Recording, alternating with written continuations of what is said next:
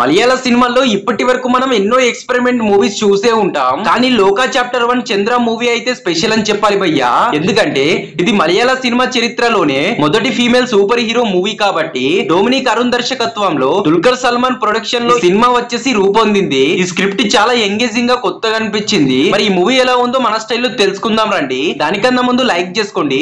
చేసుకున్నారు కదా, ఇక వీడియో స్టార్ట్ చేద్దాం. మరి మొత్తానికి లోకా చాప్టర్ 1 వచ్చేసి ఒక సాలిడ్ స్క్రిప్ట్ అన్నమాట. గ్రాండ్ ప్రెజెన్స్ కలిగిన మూవీ అని చెప్పాలి. స్క్రిప్ట్ ఎంగేజింగ్ గా ఉంటుంది. Action technology work top touch భయ్యా. కెమెరాస్ వచ్చేసి మరో ప్లస్ పాయింట్ ఈ మూవీకి అయితే. కళ్యాణి ప్రియదర్శన్ వచ్చేసి తొలి ఫీమేల్ హీరోయిన్ గా బాగా మెప్పించింది.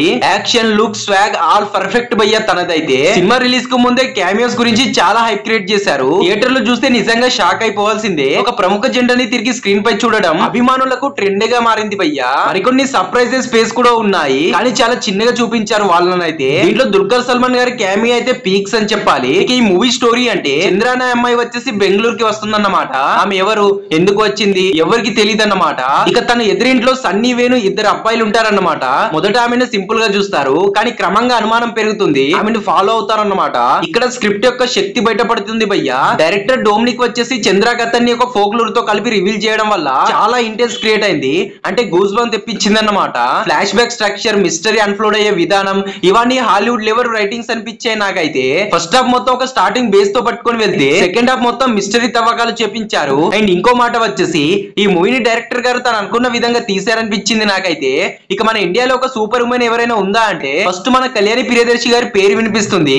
అంత యాక్టింగ్ చేసింది భయ్యా. ప్రతి ఒక్క థియేటర్ లో హౌస్ ఫుల్ బోర్డ్స్ తప్ప వేరే బోర్డే పెట్టలేదు. లిటరలీ మూవీ తమిళ ఇండస్ట్రీలో మాత్రం అరాచకం సృష్టిస్తుంది. తెలుగులో కూడా దీని హవా ఏ మాత్రం తగ్గడం లేదు.